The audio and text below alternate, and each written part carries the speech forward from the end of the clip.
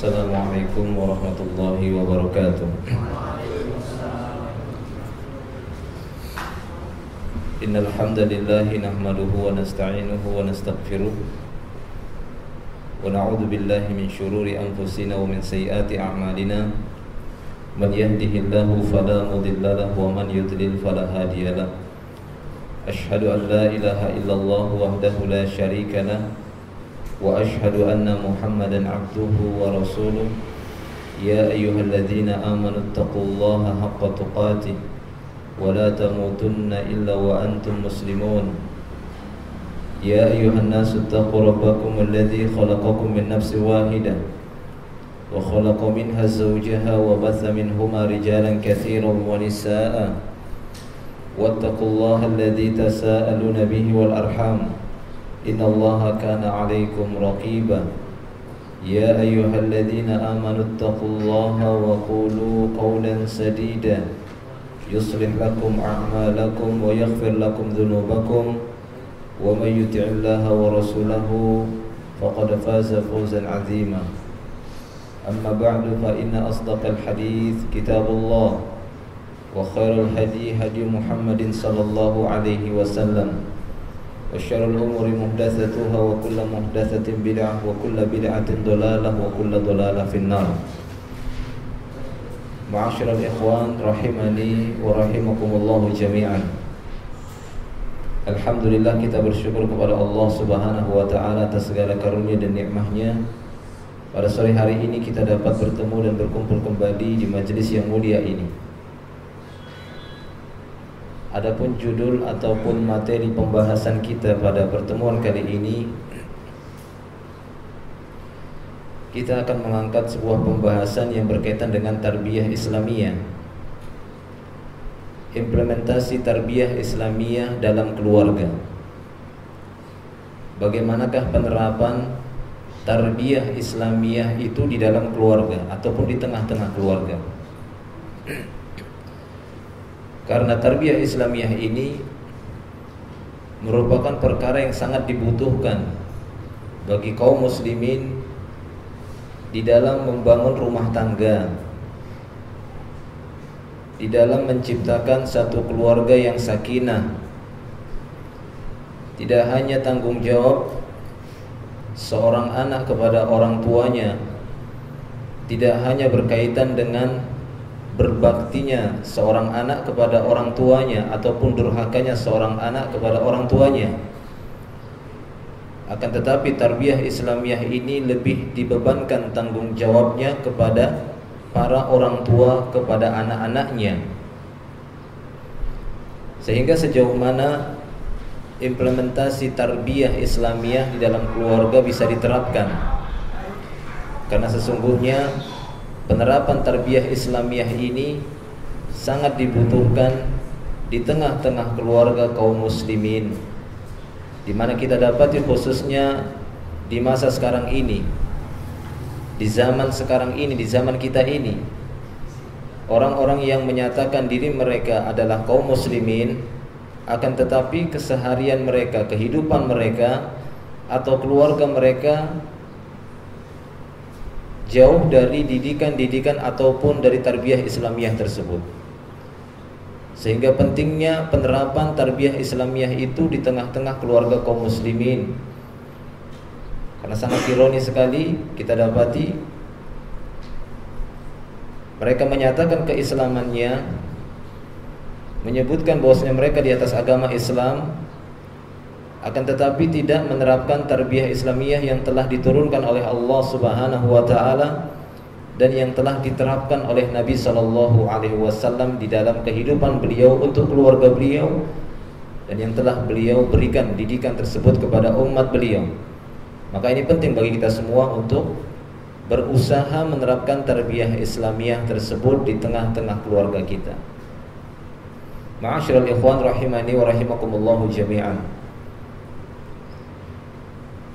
Di dalam sebuah hadis yang sahih, dan ini adalah hadis yang mungkin sering kita dengar dan sering disebut-sebut oleh para ustadz ataupun para penceramah. Di sana Nabi sallallahu alaihi wasallam bersabda, kullukum ra'in wa kullukum mas'ulun an ra'iyatihi. Nabi SAW bersabda, masing-masing kalian adalah pemimpin, dan setiap kalian akan ditanya, dimintai pertanggungjawaban. Setiap kalian akan diinterogasi oleh Allah Subhanahu wa taala dari apa saja yang diserahkan kepada kalian kepemimpinannya. Jadi masing-masing kalian akan ditanya oleh Allah Subhanahu wa taala, akan ditanya tentang kepemimpinannya, karena masing-masing kita adalah pemimpin. Di antaranya adalah para orang tua, kedua orang tua, bapak ataupun ibu. Terutama adalah seorang ayah. Dia adalah seorang pemimpin di tengah-tengah keluarganya, yang paling utama di dalam memberikan tarbiyah Islamiyah di tengah-tengah keluarganya, kepada istri ataupun kepada anak-anaknya. Nah, sesungguhnya kalian juga nanti termasuk calon-calon bapak, ya, termasuk calon-calon bapak juga. Insyaallah jika umur kita panjang atau umur antum, umur anda, ya, diberikan panjang umur oleh Allah Subhanahu wa taala, ya niscaya akan menjalani dan akan melangsungkan pernikahan dan akan menjadi seorang bapak nantinya, insyaallah. Maka ini sangat dibutuhkan bagi kita semua, agar munculnya dan terdidiknya generasi-generasi yang baik, generasi-generasi Islam yang benar-benar sesuai dengan tuntunan Islam itu sendiri. Maka saudara-saudara yang dimuliakan Allah Subhanahu wa taala, setelah kita mengetahui bahwasanya masing-masing kita adalah pemimpin, orang tua adalah pemimpin untuk keluarganya, untuk istri dan anaknya, dan masing-masing kita akan ditanya oleh Allah Subhanahu wa taala nantinya pada hari kiamat. Bahkan secara umum Allah Subhanahu wa taala telah menyebutkan nikmat yang Allah berikan kepada kita semuanya itu akan ditanya. Tsumma latus'alunna yauma idzin 'anin na'im. Kemudian kalian pada hari itu, maksudnya pada hari kiamat nanti, benar-benar akan ditanya tentang semua nikmat yang telah Allah berikan kepada kalian. Di dalam sebuah hadis yang diriwayatkan oleh Al-Imam At-Tirmidzi dari Abu Sa'id Al-Khudri, demikian juga dari Abu Hurairah radhiyallahu anhuma. Qala, keduanya berkata, qala Rasulullah sallallahu alaihi wasallam. Rasulullah sallallahu alaihi wasallam bersabda, yu'ta bil 'abdi yaumal qiyamah. Seorang hamba itu akan didatangkan pada hari kiamat di hadapan Allah Subhanahu wa taala. Fayaqulu lahu, kemudian Allah Subhanahu wa taala akan berkata kepada si hamba tadi. Apa kata Allah Subhanahu wa taala? Alam aj'al laka sam'an wa basaran wa malan wa waladan. Bukankah aku telah memberikan pendengaran kepadamu? Ini ditanya oleh Allah Subhanahu wa taala. Bukankah telah aku berikan penglihatan kepadamu? Bukankah telah aku berikan harta untukmu? Bukankah telah aku berikan anak kepadamu? Ini ditanya oleh Allah Subhanahu wa taala nikmat-nikmat ini. Bukankah telah aku berikan kamu pendengaran, penglihatan, harta telah aku berikan kepadamu, anak telah aku berikan kepadamu, kata Allah Subhanahu wa taala. Kemudian Allah taala mengatakan juga kepadanya, wasakhartu lakal an'ama wal hartha. Bukankah telah aku tundukkan hewan-hewan ternak tersebut, telah aku tundukkan sawah dan ladang untukmu sehingga bisa engkau kelola. Hewan-hewan ternak bisa kita kelola, sawah ladang bisa kita hasilkan, kita kelola.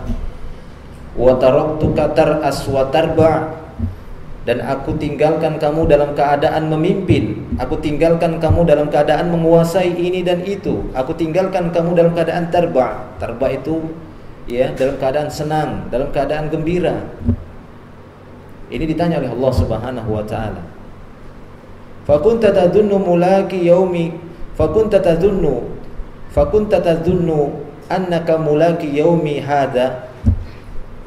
Apakah engkau meyakini bahwasanya pertemuan ini akan terjadi? Maka si hamba tadi pun mengatakan fayaqulula, dia mengatakan tidak. Dalam riwayat yang lain, wa fi riwayatin alam uzawwijka, bukankah aku telah menikahkanmu, kata Allah Subhanahu wa taala. Artinya aku telah memberikan kamu pasangan, telah memberikan penglihatan, pendengaran, harta, anak, telah aku tundukkan kepadamu sawah ladang, hewan-hewan ternak. kemudian aku tinggalkan kamu dalam keadaan memimpin, aku tinggalkan kamu dalam keadaan senang. Kemudian apakah kamu meyakini dahulunya semasa di dunia pertemuan ini, yaitu pertemuan dengan Allah Subhanahu wa taala? Si hamba tadi mengatakan, faqala la, aku enggak yakin dulu semasa aku hidup di dunia, enggak yakin pertemuan ini. Maka Allah Subhanahu wa taala berkata kepadanya, fa yaqulu lahu, Allah taala pun berkata kepadanya, al-yauma ansaka kama nasitani, maka hari ini juga aku akan melupakanmu sebagaimana engkau telah melupakan diriku semasa di dunia. Nah, ikhwani fid din rahimani Allah wa iyyakum jami'an. Maka dari beberapa hadis tadi kita dapati faedah yang besar, faedah yang cukup memberikan pelajaran penting bagi kita semua, bahwasanya masing-masing kita adalah pemimpin dan akan ditanya tentang apa yang dikuasakan kepada kita oleh Allah Subhanahu wa taala. Sehingga nanti bisa kita lihat bagaimana dan sejauh mana pentingnya penerapan tarbiyah Islamiyah itu di tengah keluarga, terutama bagi seorang pemimpin. Terutama bagi seorang pemimpin. Yang kita inginkan di sini adalah tarbiyah. Yang kita inginkan di sini adalah tarbiyah, yaitu pendidikan Islam. Memaknai tarbiyah itu bukan hanya sebatas memberi makan anak, memberi minum. Apakah dengan ngasih makan, ngasih minum saja kemudian dia dikatakan sudah memberikan tarbiyah? Ya, cuma ngasih makan, ngasih minum, sudah selesai, dikatakan tarbiyah. Apakah seperti itu? Ya jelas tidak, gitu ya. Jelas tidak.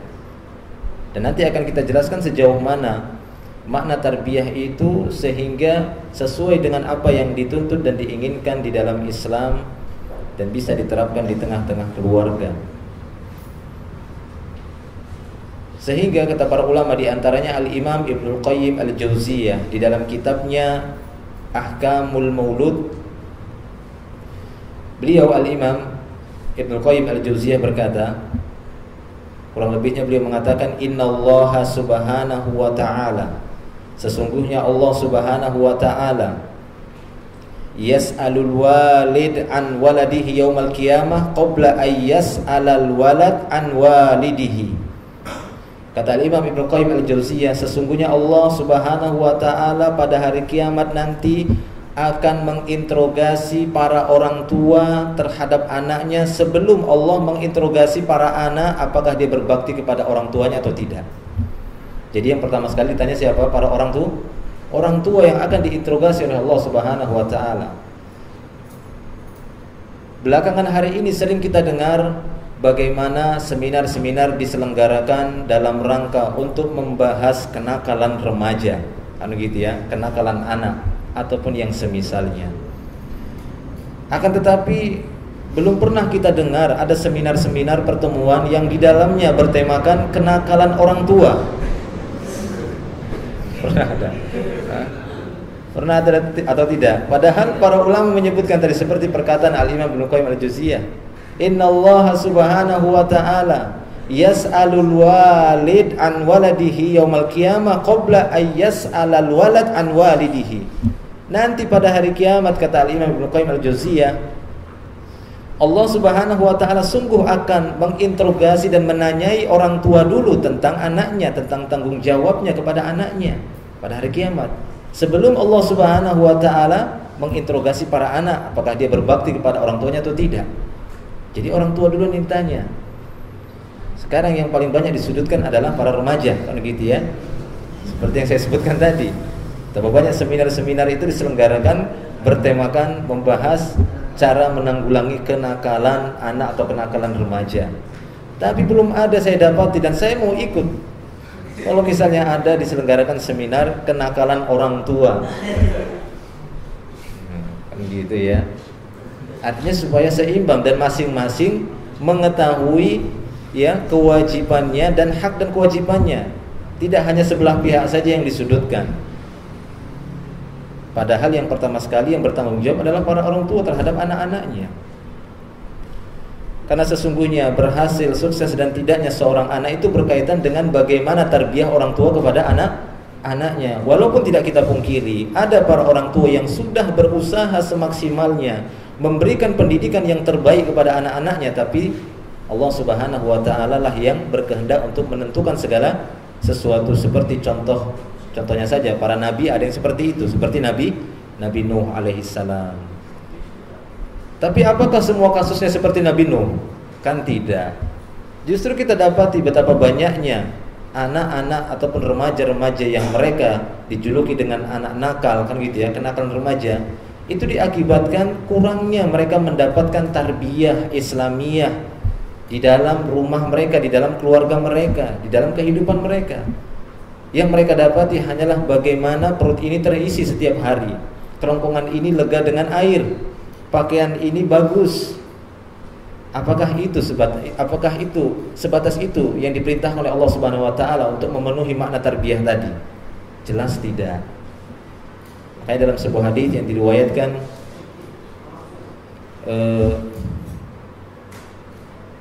oleh Imam An-Nasa'i, demikian juga Imam Ibnu Hibban secara sahih, di sana Nabi SAW bersabda, Innallaha sa'ilun kulla ra'in amma star'ahu ahafidho am doyya'a.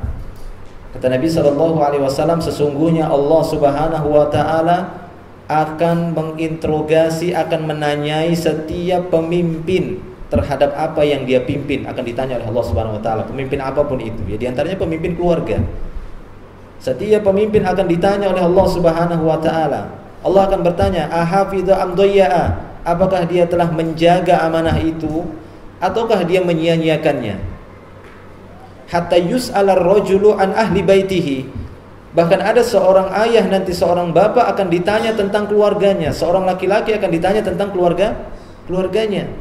Sehingga ada seorang ayah nanti akan ditanya tentang keluarganya, apa yang sudah dia lakukan, apa yang sudah dia berikan, tarbiyah yang bagaimana yang sudah dia berikan kepada ahlu baitihi, ya, kepada keluarga-keluarganya. Dan demikian, Asyirul ikhwan rahimani wa rahimakumullahu jami'an. Jadi benarlah apa yang dikatakan oleh Al-Imam Ibnu Qayyim Al-Jauziyah, di mana beliau mengatakan bahwasanya Allah Subhanahu wa taala akan menanyai para orang tua terlebih dahulu pada hari kiamat sebelum Allah menanyai para anak-anak. Sehingga disinilah pentingnya kita menerapkan tarbiyah Islamiyah. Bagaimana implementasi tarbiyah Islamiyah di dalam keluarga itu sangatlah penting, karena sesungguhnya ini berkaitan dengan masa depan. Dan masa depan yang kita maksud di sini bukanlah masa depan nanti kita waktu masa pensiun, kemudian kita tinggal menikmati hasil kerja kita selama ini. Bukan itu masa depan. Itu bukan di depan, itu masih di belakang itu. Ya. Masa depan itu adalah akhirat. Itu masa depan namanya. Di mana umur manusia itu tidak ada batasnya, abadi. Nah, itu namanya masa depan. Adapun kuburan itu belum dikatakan masa depan juga. Ada yang bilang kuburan rumah masa depan. Belum masa depan, nanti dibangkitkan lagi, kan gitu ya. Rumah masa depan itu di mana? Di surga atau di neraka, kan gitu ya. Surga atau di neraka. Makanya ada beberapa amal di dalam Islam disebutkan ganjarannya akan dibangun rumah, ya atau tidak? Siapa yang menjaga sholat rawatib itu, kan gitu ya, 12 rakaat dalam sehari akan dibangunkan rumah di surga. Ya, 12 rakaat gitu ya, yang mengikuti sholat 5 waktu, ketika dijaga dia akan dibangunkan sebuah rumah di surga. Siapa yang membangun masjid Allah, ikut serta dalam pembangunan masjid Allah, rumah Allah, akan dibangunkan rumah di surga.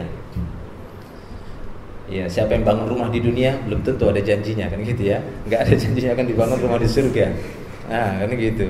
Tapi kalau membangun rumah Allah Subhanahu wa taala, menjaga salat sunnah rawatib tadi, dijanjikan akan dibangun rumah di dalam surga.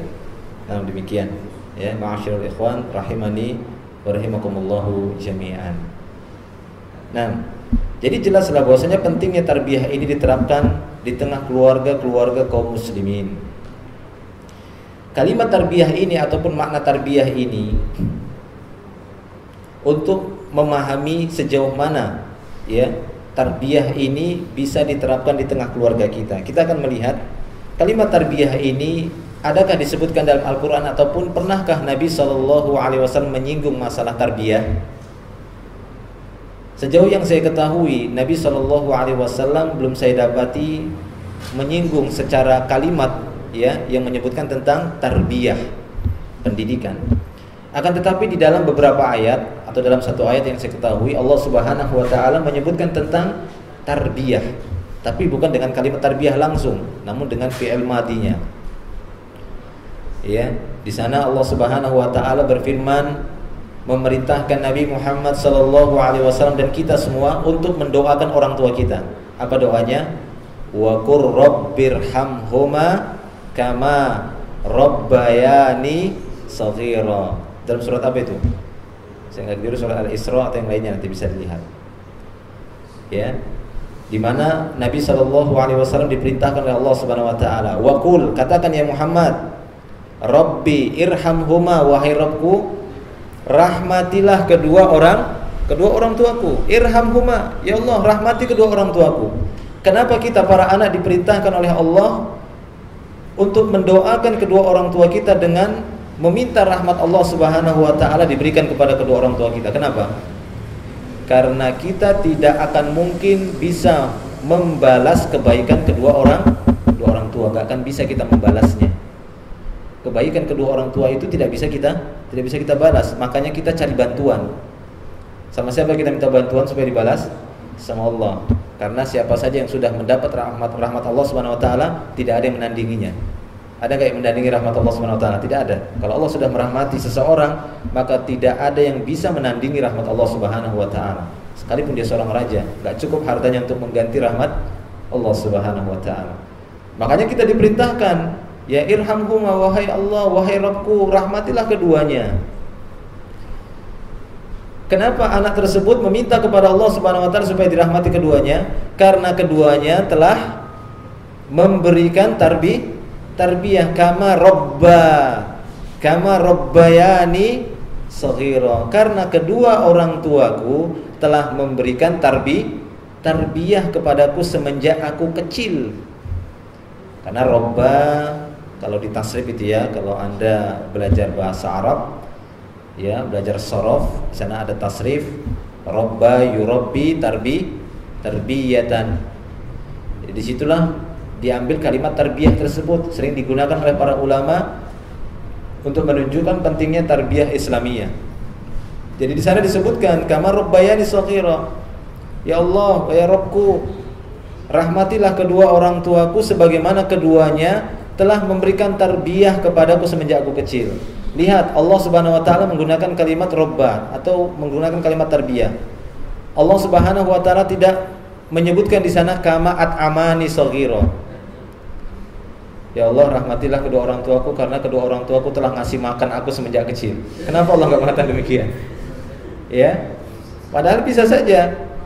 Ya, wa qur rabbirhamhuma kama at'amani shaghira. Wahai Allah, bukankah memberi makan itu suatu perbuatan yang baik? Iya, itu jasa kedua orang tua kita. Tapi bukan itu tuntutan yang paling inti, bukan itu ya secara keseluruhan yang diinginkan oleh Allah Subhanahu wa taala. Akan tapi memberi makan anak, ya, memberikan penghidupan, memberikan makanan yang layak, pakaian dan tempat yang layak, itu merupakan kewajiban dan makna, masuk kepada makna tarbiyah, masuk ke dalam makna tarbiyah. Tapi yang namanya tarbiyah bukan hanya sebatas ngasih makan aja. Ngasih makan, kemudian ngasih minum, ngasih pakaian, jalan-jalan, tamasya, sudah. Apakah dikatakan tarbiyah? Ya tidak. Kalau cuma ngasih makan aja, ya mohon maaf kan begitu ya. Anda bisa lihat makhluk Allah Subhanahu wa taala yang lainnya, yang di luar manusia maksudnya. Anda bisa lihat apakah mereka bisa memberi makan anaknya atau tidak? Bisa atau tidak? Bisa. Ayam aja yang anaknya 12 bisa ngasih makan dia. Enggak takut dia miskin. Pernah enggak ayam tuh anaknya padahal 12 tuh enggak pernah takut miskin dia ya. Enggak pernah dia ngadu sama yang punya ayam. Takut miskin dia bilang begitu. Ya, yang penting dia ceker tanah itu dapat makanan, sudah kenyang anaknya tidur. Jadi bukan hanya sebatas ngasih makan kemudian dikatakan tarbiyah Islamiyah. Sebatas itu saja kah tarbiyah Islamiyah? Tidak. Ya, tidak seperti itu. Sehingga di sana salah seorang ulama yang cukup dikenal yaitu Al-Imam Al-Ghazali. Al-Imam Al-Ghazali di dalam kitabnya Ayyuhal Walad. Jadi judul kitabnya itu Ayyuhal Walad, wahai para anak. Pada halaman yang ke-47. Di sana beliau menjelaskan bagaimana aplikasi tarbiyah itu bisa diterapkan. Dia memberikan satu ibarah, memberikan satu ungkapan yang cukup indah. Apa kata Al-Imam Al-Ghazali? Dalam kitabnya Ayyuhal Walad, beliau mengatakan inna ma'na tarbiyah yushabbihu amalal fallah alladhi yaqla'u syauq wa yukhrijun nabatatil ajnabiyyah min baini zar'i liyahsuna nabatuhu wa yakmula ri'uhu.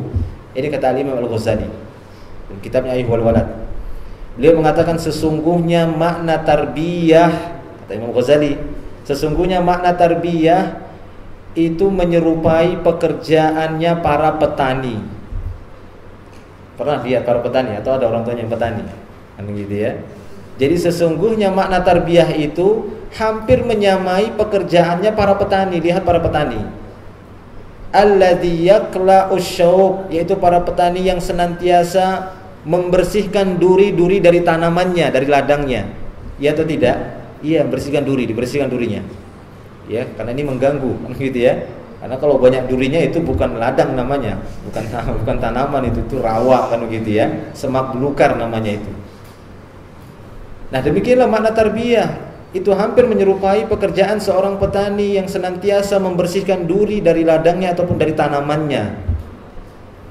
Wa yukhrijun nabatatil ajnabiyyah min baini zar'i, para petani yang senantiasa mengeluarkan tumbuhan-tumbuhan yang enggak bermanfaat, tumbuhan-tumbuhan asing yang ada di ladang tersebut, yang ada di tanaman tersebut, disingkirkan rumput-rumputnya, dicabuti, ya atau tidak?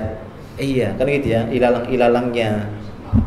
Kenapa? Karena ini akan mengganggu pertumbuhan tanamannya, akan merusak tanamannya. Dibersihkan, duri-durinya disingkirkan, ilalang, rumput-rumput atau tanaman-tanaman yang enggak ada faedahnya, bisa mengganggu pertumbuhan ya tanaman tersebut. Dan apa tujuannya? Kata Imam Al-Ghazali, liyahsuna nabatuhu wa yakmula ri'uhu, supaya pertumbuhan tanaman tersebut itu bisa tumbuh dengan sebaik-baiknya, bisa tumbuh bagus, bisa tumbuh dengan sempurna, dan hasilnya juga nanti sempurna, hasilnya juga maksimal. Tapi coba kalau dia menanam, kemudian dibiarkan saja apa yang tumbuh di situ, durikah, lalangnya, apa saja, ya, tumbuhan merambat di situ. Bisakah dia menghasilkan? Apakah dia bisa menghasilkan dengan sempurna, tumbuhnya maksimal? Tidak, justru akan rusak. Kalaupun berhasil, paling nanti buahnya kecil-kecil, kan gitu ya. Ataupun tidak berbuah sama sekali, tidak menghasilkan tanaman itu sama sekali. Nah, kata Al-Imam Al-Ghazali, makna tarbiyah kurang lebih seperti amalan ataupun aktivitas para petani yang senantiasa berusaha membersihkan tanamannya dari segala macam duri-duri yang bisa melukai ataupun yang bisa mengganggu pertumbuhan tanamannya ataupun tumbuhan-tumbuhan yang enggak bermanfaat. Nah, seperti itulah makna tarbiyah yang harus diterapkan para orang tua kepada anaknya. Tidak hanya ngasih pupuk aja, kasih siram gitu kan, kasih pupuk siram, tapi dibiarkan rumput itu tumbuh, duri-duri dibiarkan rumput. Apakah seperti itu? Jelas tidak. Tetap diberikan pupuk sebagai makanannya supaya sehat, kan gitu ya, disirami, tapi di sisi lain juga harus dibersihkan. Nah, seperti itulah peran orang tua. Penerapan tarbiyah itu di dalam keluarga. Seperti apa yang digambarkan oleh Al-Imam Al-Ghazali. Jadi tidak hanya ngasih makan, ngasih minum, ngasih pakaian, kemudian sudah.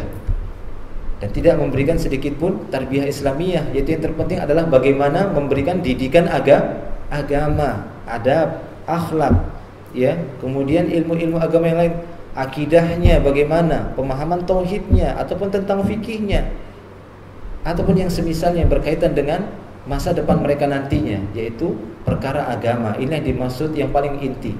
Tarbiyah itu yang paling inti adalah pada perkara agama, bukan hanya sebatas pada perkara dunia saja. Bukan hanya sebatas perkara dunia saja. Kalau hanya sebatas perkara dunia saja, maka selain muslim juga bisa memberikan itu. Apakah orang-orang kafir tidak bisa memberikan makan anaknya? Bisa. Ya, bahkan mereka lebih mewah daripada orang-orang Islam.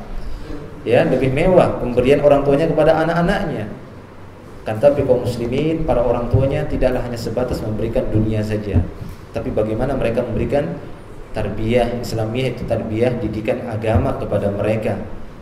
Karena disinilah intinya Allah Subhanahu wa ta'ala menurunkan risalah, menurunkan Rasul, mengutus Rasulnya, menurunkan Al-Quran dalam rangka untuk membina ya kaum muslimin, membina hamba-hambanya agar mereka bisa merasakan bagaimana cahaya yang datang dari Allah di dalam keluarga mereka, dalam kehidupan mereka, atau dalam membina keluarga mereka.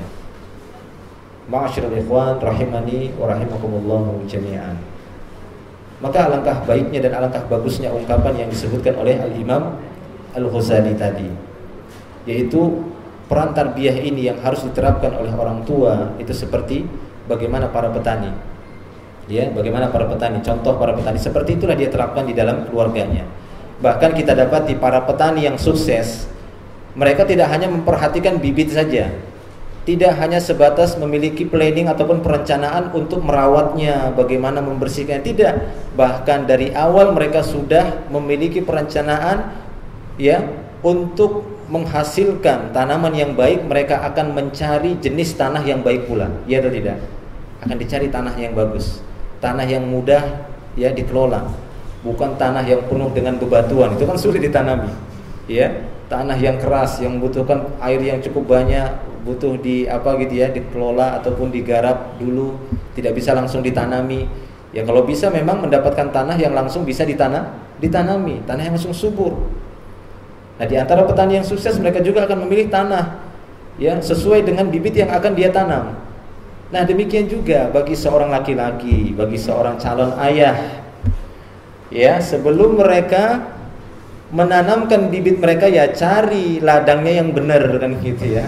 Cari ladangnya itu yang bagus, tempat menanam ya benihnya atau bibitnya. Jangan asal ngelempar bibit aja, enggak. Nanti masa ngelempar bibit mangga itu di paret ya enggak tumbuh gitu ya, di comberan.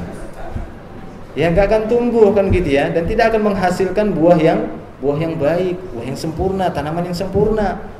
Dan ini sudah diisyaratkan oleh Nabi SAW. Jangan Anda mengira ini cuma hanya sebatas analogi saja, tidak. Memang Nabi SAW sudah mengingatkan demikian. Seperti yang diriwayatkan oleh Aisyah radhiyallahu anha. Qalat, kata Aisyah radhiyallahu anha, dia berkata, qala Rasulullah SAW, Rasulullah SAW bersabda, ikhtaru linutafikumul mawadi as-salihah. Kata Rasulullah SAW, ya, pilihlah tempat-tempat yang salehah untuk menanamkan nutfah kalian. Nah, nutfah atau nutfah ya? Sering disebut dalam Al-Quran itu nutfah. Nutfah dalam bahasa Arab an-nutfah ya, yakni al-mani. Jadi mani itu juga bahasa Arab, jangan kalian kira itu bahasanya Indonesia. Ya memang dalam bahasa Indonesia dikenal juga, tapi dalam bahasa Arab juga al-mani. Kalau dalam bahasa kita Indonesia ya jadi sperma namanya. Kan gitu ya, nutfah. Kata Nabi SAW, ikhtaru linutafikumul mawadi as-salihah. Pilihlah tempat-tempat yang soleha untuk menanamkan bibit kalian. Nih kata Nabi SAW, diriwayatkan oleh Al-Imam Ad-Daraqutni. Ya, jadi jangan asal taruh aja, asal tanam aja. Inilah dia petani yang sukses. Petani yang sukses itu dia tidak hanya sebatas memikirkan ini nanam ini gimana, cari pupuknya saja atau cari airnya atau bagaimana, tidak. Tapi pertama sekali dia akan mencari ini tanah yang bagus gimana, ini tanah yang mudah baginya untuk menumbuhkan bibit yang akan dia tanam sehingga tidak sulit baginya. Atau dalam hadis yang lain yang diriwayatkan oleh Al-Imam Al-Baihaqi, demikian juga diriwayatkan oleh Al-Imam Ibnu Majah. Ya, di sana Nabi SAW bersabda, masih dari jalur Aisyah radhiyallahu anha, Nabi SAW bersabda, takhayyaru linutafikum. Pilihlah ya tempat yang terbaik untuk meletakkan bibit kalian, itu bahasanya kan gitu ya, nutfah kalian, ini bibit kalian. Pilihlah tempat yang baik. Ya. Fa innan nisa yalidna ashbaha ikhwanihinna wa akhwatihinna. Karena sesungguhnya para wanita biasanya akan melahirkan anak-anak yang akan mirip dengan saudara-saudaranya atau saudari-saudarinya. Jadi pilih kan gitu ya. Biasanya para wanita itu seperti itu, akan melahirkan anak yang nanti mirip seperti saudara-saudaranya atau saudara-saudarinya, ataupun ya kepada bapaknya atau semisalnya kepada paman dan bibinya. Jadi pilih kan gitu ya. Silahkan memilih ya ladang yang terbaik untuk menanamkan bibitnya. Bahkan Allah Subhanahu wa taala di antaranya dalam surat Al-Baqarah, di sana Allah Subhanahu wa taala menyebutkan dan mengibaratkan istri itu seperti ladang. Nisa'ukum hartsun lakum, ya. Nisa'ukum hartsun lakum, itu dalam surah Al-Baqarah. Wanita-wanita itu adalah ladang bagi kalian. Ini kata Allah Subhanahu wa taala. Itu ladang bagi kalian. Maka Anda calon-calon petani. Bukan petani itu ya. Walaupun antum ini jurusannya jurusan kejuruan gitu ya, sekolah menengah kejuruan. Iya, tapi petani yang saya maksud di sini petani Islamiyah gitu ya. Dalam rangka memberikan tarbiyah Islamiyah. Jadi pilihlah ladang yang terbaik. Kemudian setelah dia milih ladang yang terbaik, maka laksanakanlah, terapkanlah tarbiyah Islamiyah itu di tengah keluarga kita seperti yang dinasihatkan oleh Al-Imam Al-Ghazali. Tidak hanya sebatas dikasih pupuk, dikasih air, tapi ingat, bersihkan dia dari duri-duri yang mengganggu pertumbuhannya. Apa itu yang dimaksud duri-duri?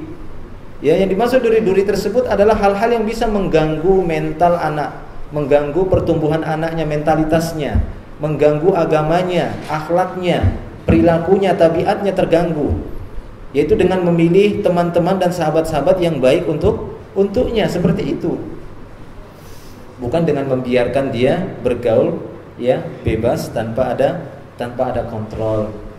Ya, sehingga yang terlihat hanyalah ya logo ataupun simbol kenakalan remaja, kan begitu ya, seperti itu. Ya, karena diakibatkan apa? Keteledoran para orang tua. Tidak memberikan tarbiyah, tidak menyingkirkan duri-duri yang bisa mengganggu pertumbuhan anaknya. Tidak menyingkirkan, membersihkan ya tumbuhan-tumbuhan ataupun ilalang-ilalang rumput-rumput yang bisa mengganggu pertumbuhan anaknya. Harus dibersihkan dari pemahaman-pemahaman yang keliru. Ya, dari pemahaman-pemahaman sesat, apalagi zaman sekarang ini begitu banyaknya sekte-sekte ataupun firqah-firqah yang menyesatkan gitu ya, terutama mereka ya firqah-firqah sesat tersebut banyak mengarah kepada para pemuda-pemudi. Nah, di mana para pemuda-pemudi ini didapati orang-orang yang mungkin kejiwaannya belum ya masih labil kan gitu ya, belum banyak makan garam. Belum sampai sekilo makan garamnya. Belum banyak memakan asam garam kan gitu ya, sehingga mudah untuk dipengaruhi.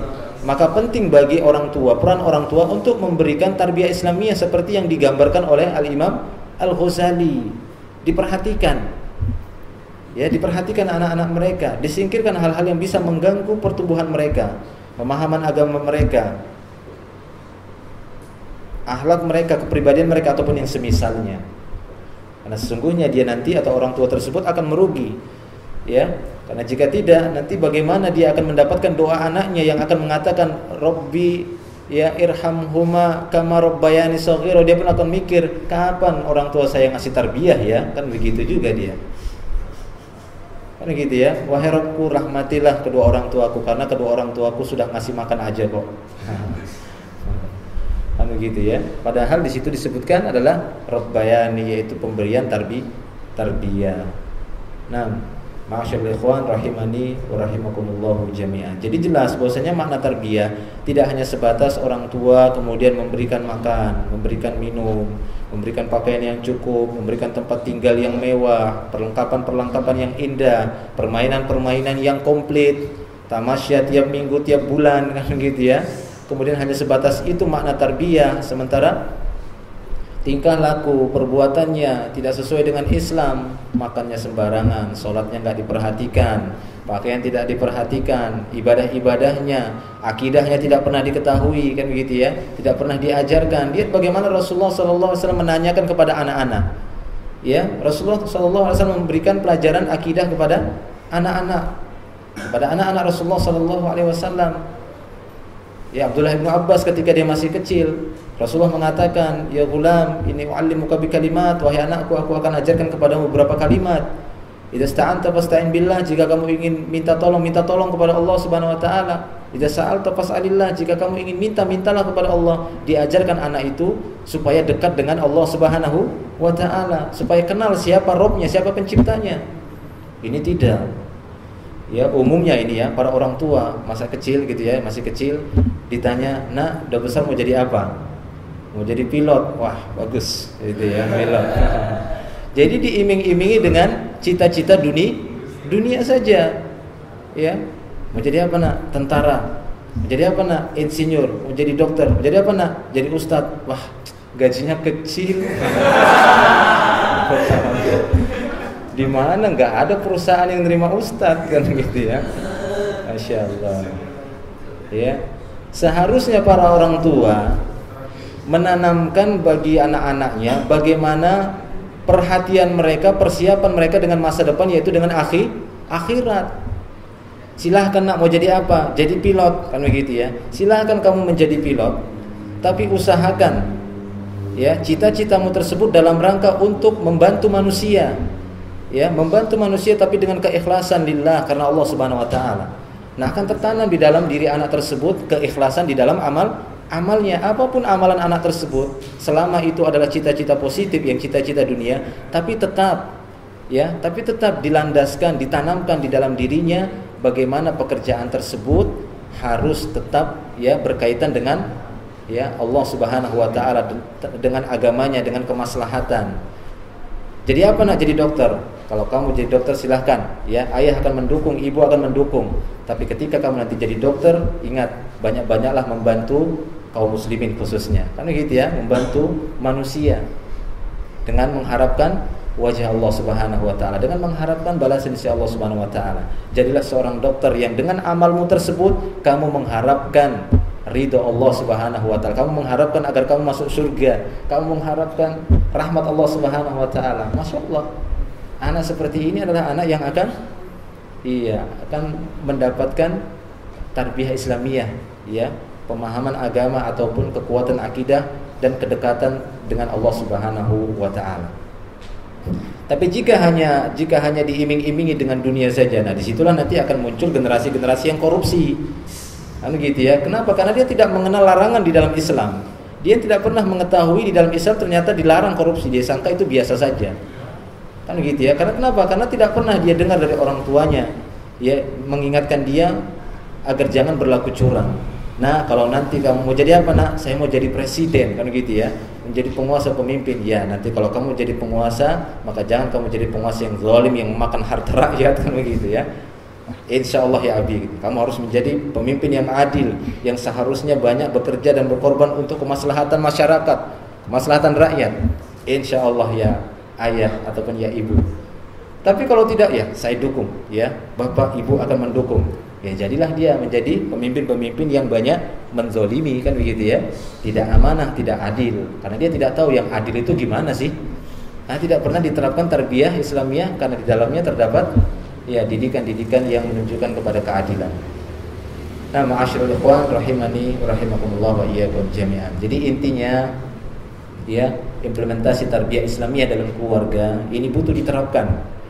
Ini butuh diterapkan dan tidak hanya sebatas ini saja. Ini sebatas ya dorongan bagi kita semua dan sebatas untuk mengingatkan bahwasanya saya dan Anda semuanya ya insyaallah merupakan calon-calon pemimpin, minimalnya pemimpin bagi dirinya atau pemimpin di dalam rumah tangganya yang akan ditanya oleh Allah Subhanahu wa taala. Maka perhatikanlah tarbiyah Islamiyah ini untuk keluarga-keluarga kita, maka terapkanlah ya Islam ini di tengah-tengah keluarga kita. Sehingga dalam sebuah hadis yang diriwayatkan oleh Al-Imam Bukhari,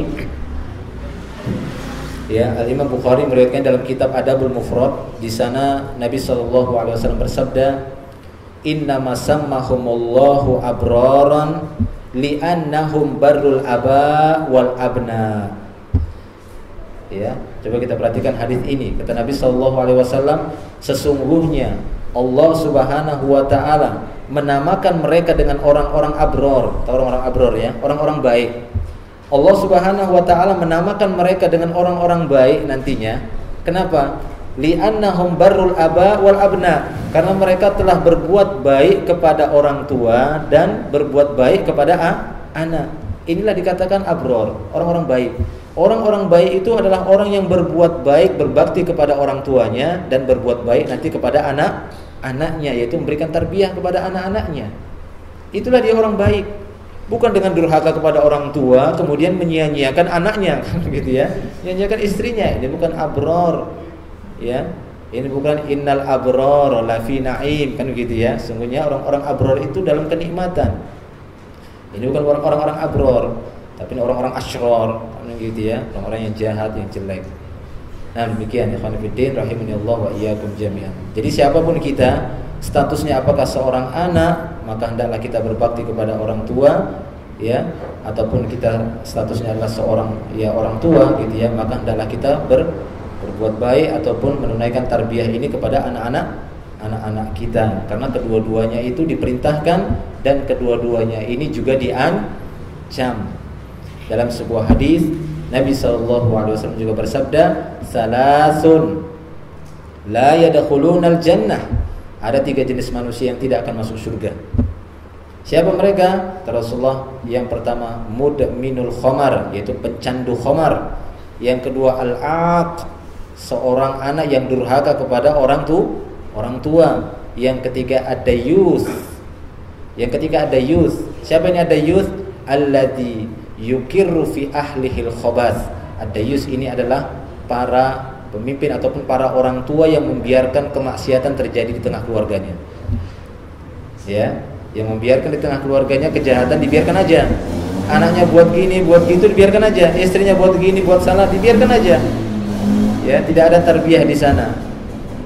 Maka di dalam hadis ini 3 jenis manusia. 2 tadi disebutkan anak yang enggak bisa berbakti pada orang tua, ataupun orang tua yang membiarkan anaknya atau keluarganya melakukan kesalahan.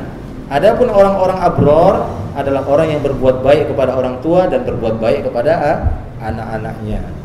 Nah, demikian ikhwani fillah rahimanillah wa iyyakum jami'an. Ini yang mungkin bisa kita sampaikan pada pertemuan kali ini. Mudah-mudahan bisa memberikan tambahan ilmu bagi kita semua dan menjadi tambahan kebaikan bagi kita semua insyaallah. Dan semoga kita bisa menerapkan tarbiyah Islamiyah ini. Adapun secara komplitnya untuk mengetahui ya sejauh mana tarbiyah Islamiyah ini penerapannya secara terperincinya, itu nanti bisa ya kita bahas dalam pembahasan-pembahasan yang lainnya insyaallah. Wallahu a'lam bishawab. Ya, silakan kalau ada yang mungkin ingin bertanya.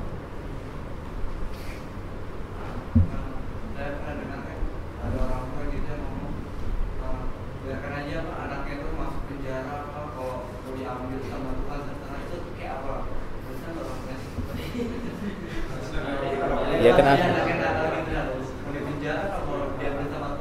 Iya. Bagaimana dengan ucapan orang tua yang melihat ya kenakalan anaknya yang tidak bisa ditoleransi lagi, begini gitu ya, benar-benar nakal betul, sering berulang-ulang melakukan kesalahan ataupun kejahatan, sehingga dia mengatakan ya sudah biarkan aja, mau dipenjara kek gitu ya, mau dia diambil Tuhan kek gitu ya, mau dia mati ya nggak apa-apa, silahkan saja. Ya wallahu a'lam bishawab. Apakah benar ada nggak orang tua seperti ini kan begitu ya? Kalaupun ada, maka kita memberikan uzur terlebih dahulu. Memberikan uzur maksudnya di sini kemungkinan itu hanya sebatas ya ucapan di lidah saja karena kejengkelan begitu ya, karena kejengkelan. Padahal dari dalam lubuk hatinya kemungkinan kan gitu ya, ini hanya kemungkinan. Dari dalam lubuk hatinya juga dia khawatir anaknya kalau dipenjara kan gitu ya.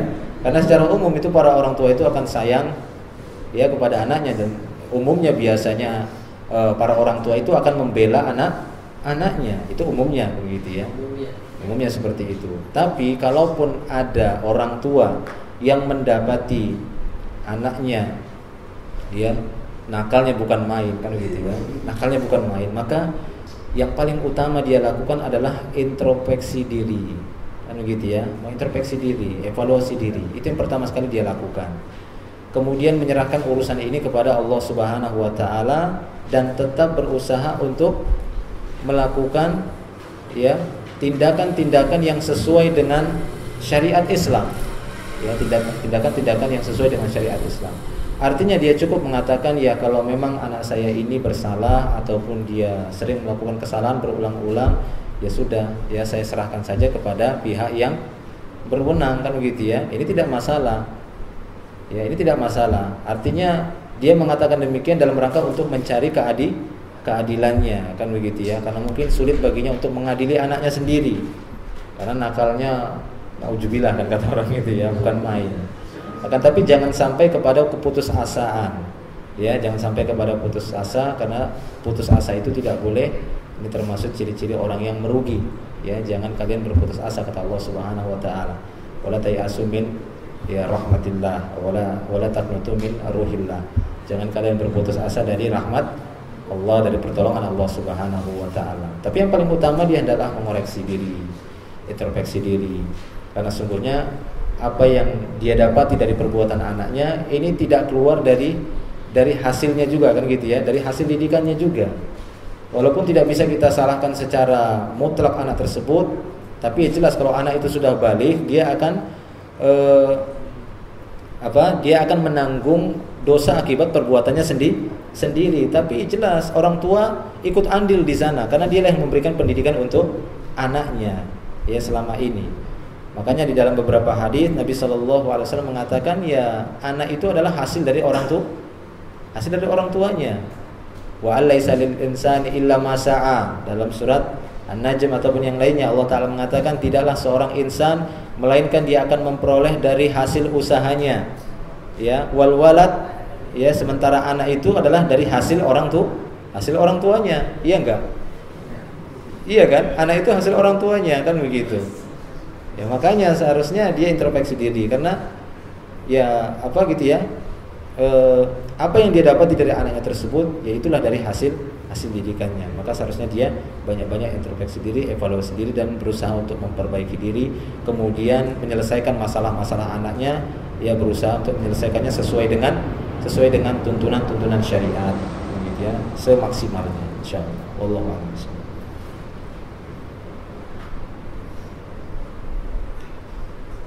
Ada lagi yang lainnya, silakan.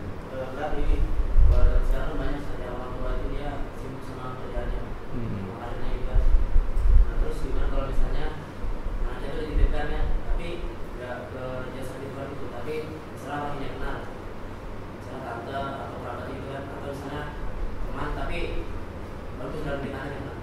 Nah, terus pas anaknya berdoa gitu kan, kayak doa tadi, orang tua itu yang Tuhan memberikan pengajaran juga. Nah, terbiak. Orang tua asuh ini mendapatkan perhatian doanya itu atau gimana? Dan tanggung jawab sebagai tanggung jawab orang tua tadi tentang orang tua asli kita melepas atau? Iya. Jadi orang tua yang sebenarnya ya, bukan orang tua asuh kan begitu ya. Orang tua yang sebenarnya, orang tua, maka dialah yang paling wajib ya terhadap pendidikan anak-anaknya. Dialah yang paling wajib. Kewajiban itu dibebankan kepadanya. Ya, bukan kepada orang lain, dia yang paling utama.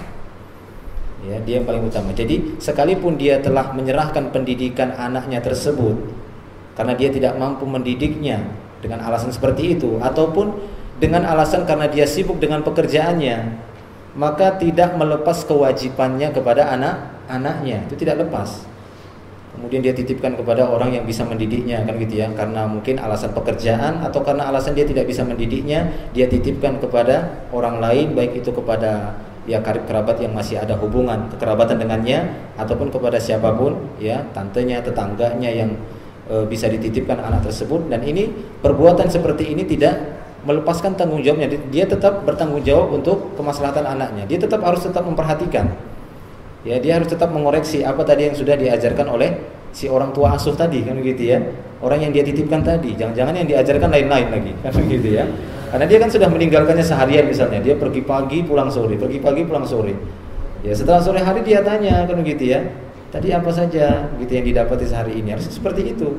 Oh, tadi saya dibilang sholat 5 waktu enggak perlu katanya. Wah, kan begitu ya. Sama yang ngasuh. Nah, seperti itu harus dia koreksi. Ya, seperti yang disebutkan oleh Al-Imam Al-Ghazali tadi. Nah, makna tarbiyah itu bagi orang tua yaitu seperti pekerjaan petani, tetap dia jaga anaknya, tetap dia bersihkan hal-hal yang bisa mengganggu pertumbuhannya. Ya, dia periksa, dia evaluasi. Dan bagaimana dengan orang yang mengasuh tadi? Apakah dia mendapatkan ya bagian pahala dari doa anak tadi? Ya, jelas. Ya, orang-orang yang mengasuh para anak yang dititipkan oleh orang tuanya ataupun orang tua asuh atau yang semisalnya para guru, maka mereka mendapatkan pahala yang serupa ya seperti pahala orang tua, karena sesungguhnya kewajiban itu secara sempurna 100% dibebankan kepada kedua orang tua, baik itu berkaitan dunianya ataupun agamanya. Siapa yang pertama sekali diwajibkan oleh Allah untuk mengajari anak sholat itu? Siapa yang pertama kali yang diwajibkan? Apakah guru di sekolah, guru di madrasah? Orang tua yang pertama sekali diwajibkan oleh Allah Subhanahu wa taala. Ya, kullu mauludin yuladu 'alal fitrah fa abawahu yuhawidanihi au yunassiranihi au yumajjisanihi. Setiap anak yang lahir itu dalam keadaan fitrah, Rasulullah sallallahu alaihi wasallam. Artinya di atas agama yang bersih ini, tidak ada kesalahan dan tidak ada dosa di sana baginya. Fa abawahu, maka kedua orang tuanya, ini dia kedua orang tuanya disebut oleh Rasulullah sallallahu alaihi wasallam. Bukan yang disebutkan fa ustadzani gitu ya. Bukan ustadznya yang dibebankan pertama sekali. Tapi ketika para guru sudah siap bersedia mendidiknya, maka dia juga ikut serta di dalam tanggung jawab mendidik di sana. Nah, demikian ya, tetap para pendidik ataupun orang tua asuh mereka mendapatkan pahala yang serupa dengan apa yang dimintakan oleh anak tadi. Jika anak berdoa misalnya, ya Allah, ya ampunilah dosa kedua orang tuaku, ya maksudnya orang-orang yang membantu ya kedua orang tuanya dalam pendidikannya semua ikut, kan gitu ya, ikut di sana insyaallah. Nah, demikian. Wallahu a'lam bishawab. Tapi ingat ya, ketika para orang tua, ya apalagi tadi pertanyaannya bagaimana orang tua yang menitipkan anaknya karena sibuknya kerja. Nah, ini juga masalah ini kan, yang sibuk kerja.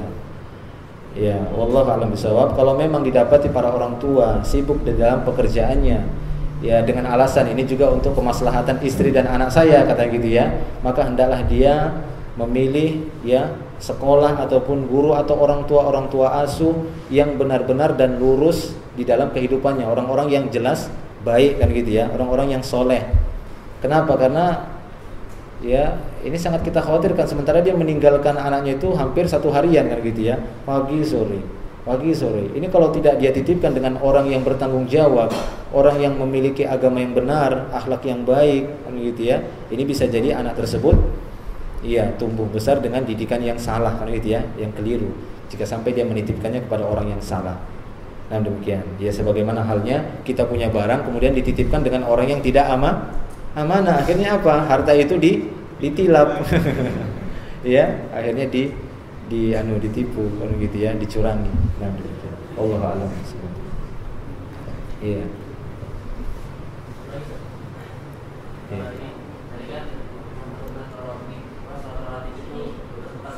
Iya.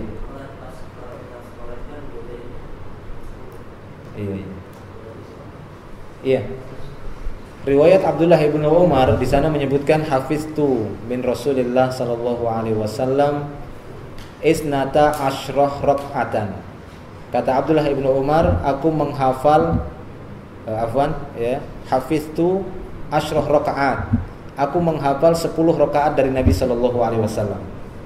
Ini riwayatnya dari jalur Abdullah bin Umar. Dia menghafal 10 rakaat yang senantiasa dijaga oleh Rasulullah sallallahu alaihi wasallam dari salat rawatib. Rawatib dikatakan karena dia mengikuti salat 5 waktu. Dan apa itu salat rawatib tersebut yang 10 rakaat? Dia mengatakan 2 rakaat sebelum subuh, ya, kemudian 2 rakaat sebelum zuhur dan setelah zuhur. 2 rakaat sebelum subuh tadi gitu ya. 2 rakaat sebelum subuh, kemudian 2 rakaat sebelum zuhur, 2 rakaat setelah zuhur, berapa? 6. Kemudian 2 rakaat setelah maghrib, berapa? 8. Dan 2 rakaat setelah isya. Ini menurut riwayat Abdullah bin Umar. Ya, tapi dalam riwayat yang lain disebutkan Rasulullah sallallahu alaihi wasallam bersabda, siapa saja yang menjaga 12 rakaat dalam sehari semalam, maka dibangunkan rumah di surga baginya. Nah, para ulama yang lain mengatakan mana itu 12 rakaat? Yaitu 2 rakaat sebelum subuh. 2 rakaat sebelum subuh. Kemudian yang kedua 4 rakaat sebelum zuhur. Berapa? 6. 2 rakaat setelah zuhur. Berapa? 8. 2 rakaat setelah maghrib 10. Dan 2 rakaat setelah isya berapa? 12. Maka kata para ulama kedua-duanya boleh insyaallah. Nah, dua-duanya dari riwayatnya. Ya, dua-duanya boleh. Apa dalil yang mendukung 4 rakaat sebelum zuhur? Adalah riwayat dari Aisyah radhiyallahu anha. Kata Aisyah radhiyallahu anha bahwasanya Nabi sallallahu alaihi wasallam lam yada arba'an qabla zuhur atau kama qalat. Ya, kata Aisyah radhiyallahu anha bahwasanya Rasulullah sallallahu alaihi wasallam tidak pernah meninggalkan 4 rakaat sebelum zuhur. Ya, jadi Rasulullah tidak pernah meninggalkan 4 rakaat sebelum zuhur. Jadi berapa semuanya? 12. Nah, itu dia yang maksud. Wallahu a'lam bishawab. Jelas ya? Qobliyah Jumat. Tidak ada qobliyah Jumat. Tahiyatul masjid aja. Ya. Tidak ada qobliyah Jumat. Kalaupun ada qobliyah Jumat, yaitu bukan dikatakan qobliyah. Itu sholat mutlak sebelum Jumat itu yang diperbolehkan bagi seorang untuk memperbanyak sholat. Ya, makutibalahu, apa yang ditetapkan baginya. Jadi misalnya Anda dulu para salafus saleh, para sahabat ya, orang-orang terdahulu, mereka itu datang ke masjid itu bukan pas azannya, kan begitu ya. Biasanya taruhlah kalau azan kita itu 12:30. Nanti jam 10 mereka sudah di masjid, jam 11 sudah di masjid dan sholat terus sholat. Sampai kapan ini? Sampai imam naik ke mimbar, assalamualaikum, sampai Rasulullah naik ke mimbar ngasih salam, kemudian azan. Setelah azan baru khutbah. Nah, seperti itu. Jadi tidak ada qobliyah. Adapun orang-orang yang mengatakan adanya qobliyah Jumat adalah orang-orang yang menerapkan dalam sholat Jumat ada 2 kali azan. Kan gitu ya? 2 kali azan. Kalau sekali azan ada nggak qobliyahnya? Mana ada, kan gitu ya? Azan, 1 kali azan, yang satu kali azan kan imam naik dulu gitu ya ke mimbar. Assalamualaikum warahmatullahi. Kemudian azan. Setelah azan ya nggak boleh sholat. Kenapa? Karena khotib sudah naik mimbar. Tidak boleh sholat. Ya. Kenapa? Karena para ulama mengatakan bahwasanya azan adalah isyarat untuk menghentikan manusia untuk sholat. Itu azan. Khutbahnya imam ini adalah isyarat untuk menghentikan orang bicara. Paham ya? Azan kan karena sekali ada azan di masa Rasulullah. Kalau sudah dikumandangkan azan maka tidak lagi sholat. Apalagi kalau sudah naik mimbar, sudah ceramah khotibnya, jangankan sholat, ngomong aja nggak boleh, kan gitu ya. Bilang hes, ya, jangan ribut. Ya, itu dikatakan sudah sia-sia dia. Nah, demikian. Jadi tidak ada. Nah, saya pernah mendengar begini. Ada orang yang berhujjah bahwasanya qobliyah Jumat itu ada. Dalilnya begini katanya. Ya. Bainal adzanaini as-shalah, bainal adzanaini as-shalah, bainal adzanaini as-shalah liman syaa. Rasulullah pernah mengatakan di antara 2 azan ada salat, di antara 2 azan ada salat, di antara 2 azan ada salat bagi siapa yang mau. Nah, mereka membawakan hadis ini. Hadis ini hadis sahih. Hadis ini dibawakan bahwasanya yang dimaksud di antara 2 azan ada salat, maksudnya di antara 2 azan pada hari Jumat. Di antara 2 azan pada hari Jumat, azan pertama, kemudian ada sholat di antaranya, kemudian azan kedua.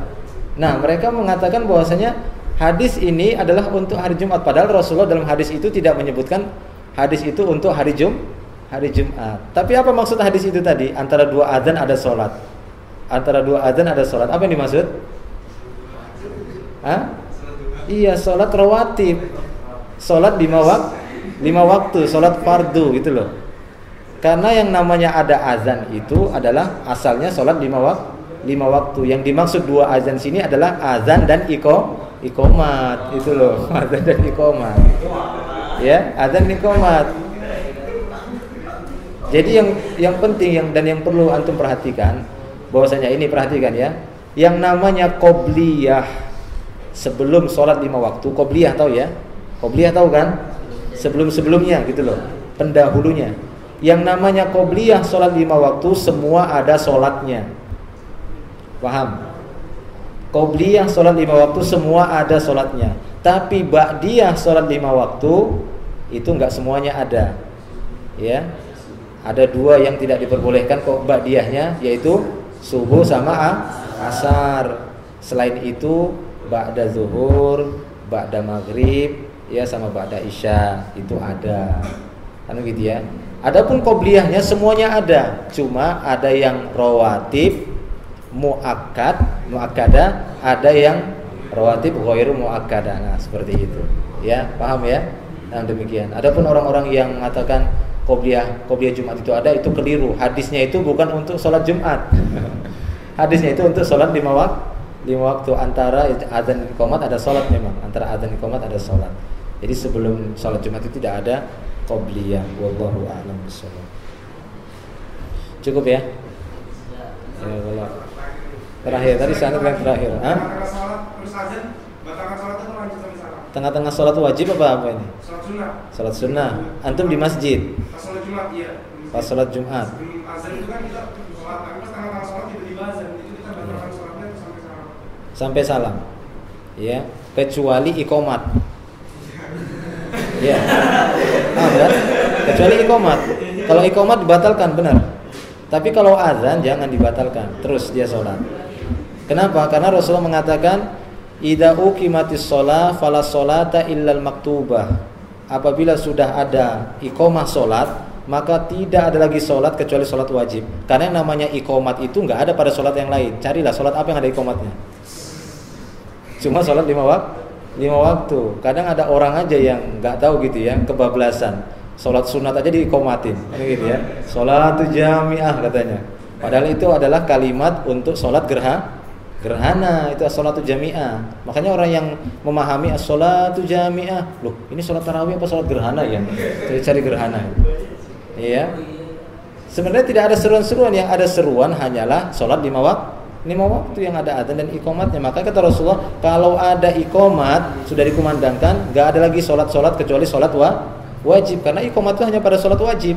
Makanya ketika Anda sholat tahiyatul masjid, qomat, Allahu Akbar, boleh Anda membatalkan sholat tahiyatul masjid. Apakah pahalanya batal? Ya tidak. Karena yang memerintahkan batalkan sholat siapa? Syariat juga kan gitu ya. Tetap kita mendapatkan pahala sholat tahiyatul masjidnya misalnya. Dan kita langsung bergegas untuk menyusun shaf. Nah, demikian. Wallahu a'lam bishawab. Jelas ya? Sujud terakhir. Kenapa? Misalnya sholat rawatibnya sudah sujud terakhir nih. Sholat rawatib. Iya, sebelum. Sholat sunnah. Iya. Pas sudah sujud terakhir nih, mau naik terakhir kan? Iya. Kita batalin. Sujud terakhir nih, sujud. Boleh antum batalkan dan boleh juga antum selesaikan karena sudah dekat. Ya, karena panggilan yang lebih wajib. Kalau sudah ada yang wajib, nggak mungkin didahulukan yang sunnah kan gitu ya. Mungkin nggak masuk bulan Ramadan antum niat puasa Senin Kemis. Lucu kan begitu ya. Nah ketika sudah dikumandangkan iqamah, ya silahkan Anda batalkan boleh, tidak juga tidak apa-apa. Selesaikan karena waktunya sudah dekat kan gitu ya. Tinggal langsung. Allah a'lam. Sudah ya? Ya, ini saja. Nanti kita lanjutkan pada pertemuan-pertemuan akan datang insyaallah. Ini saja dari saya. Wallahu a'lam bishawab. Wa akhiru da'wana alhamdulillah.